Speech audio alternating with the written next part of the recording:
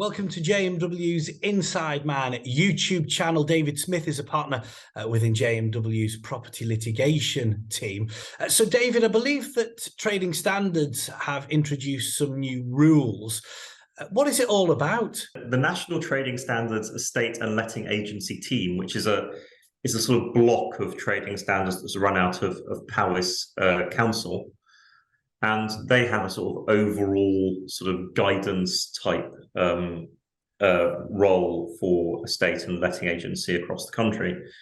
All estate and letting agents are covered by the Consumer Protection from Unfair Trading regulations, which replace things like the Property Misdescriptions Act and covers how estate and letting agencies do their jobs in general, but also it covers how properties are advertised. And NTS-ELAT has long had a general aim to try and produce more guidance and things around this, because the legislation's, as is often the case with consumer legislation, it's quite open-ended.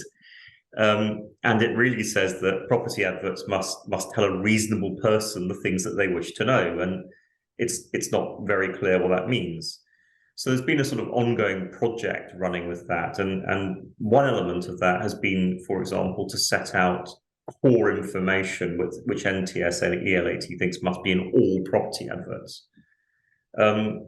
This element of it is a bit different. It's a sort of commentary, in a sense, on key phrases that are commonly used by estate and letting agencies, such as new on the market, or reduced, or new and exclusive, and then other classic terms like under offer, or sold subject to contract, or let agreed. So it covers those terms and tries to place a definition on them and when those phrases should not be used in order to avoid being misleading.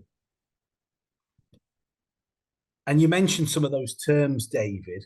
What in reality does it mean for letting agents, estate agents? Well, I mean, this is kind of the odd bit in the sense that it's none of at some level, it's none of NTS-ELAT's business about whether or not these terms are misleading. That's a matter for the courts.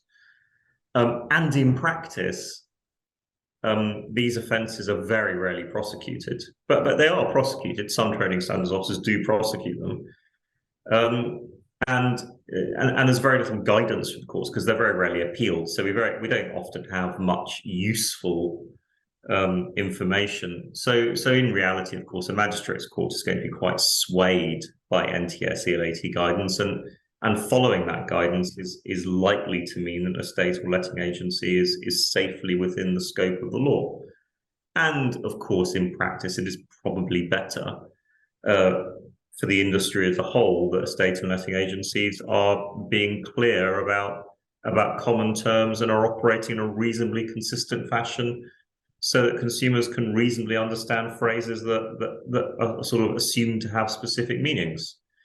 So I think you've got to balance it. It's probably useful that NTS-ELAT has done this, but I think the danger with these kind of situations is that people sometimes assume, and trading standards officers sometimes assume, that this means nothing else is permissible. And that is absolutely not within the scope of what NTS-ELAT can do or is trying to do. It's giving guidance around specific words and phrases. That doesn't mean that you couldn't use those phrases in a different context or to mean something slightly different if you were clear about it, or couldn't, in fact, use a slightly different phrase. But it's a useful attempt to try and try and impose some degree of standardization. And there may be estate agents, letting agents who are sort of scratching their head thinking, well, what do we do here? How can you and the property litigation team help?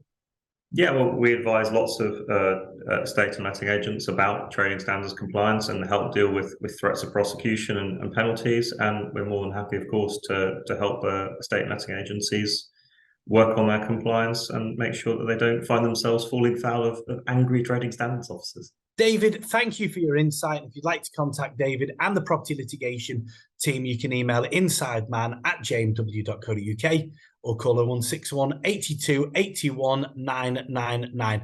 Please also subscribe to the JMW Inside Man YouTube channel for the latest legal news, hints and tips. I'm Dominic Walker, JMW's Inside Man.